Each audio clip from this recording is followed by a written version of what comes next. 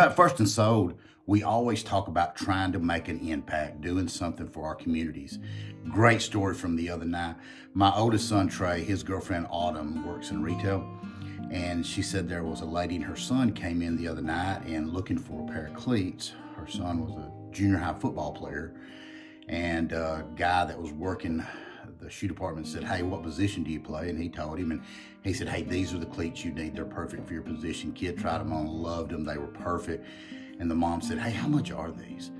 And they were over budget. And so she was trying to get him to try on other pairs, and he tried on a few other pairs. And he was like, "Mom, they're not comfortable. I need these cleats." And she said, "Well, son, we're going to have to do something different." So they leave the shoe department, and Autumn goes over to the guy that was helping him and says, "Hey, give me a pair of cleats in that kid's size." And then Autumn goes and finds them in the store. And she says, "Hey, I heard you guys back there in the shoe department, and I would really be honored if you would allow me to buy your son these cleats for football season."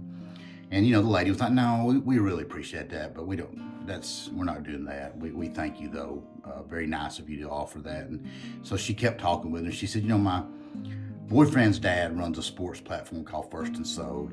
And she immediately knew what First and Sold was and understood what we do in the community. And so they talked back and forth for a little bit, and she finally agreed and was going to let Autumn buy the cleats. And so they go up to the front of the store and they're waiting. There's another person checking out, and Autumn said it's probably a 16, 17-year-old kid. And she looks down and he's got a First and Sold bracelet on.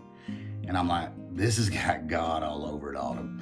And so, just a story like that, Autumn having that heart, having that kindness to offer what she did.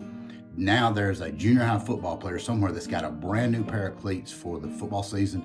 And to me, that's what it's all about. Making a positive impact in somebody's life, making a positive impact in our community.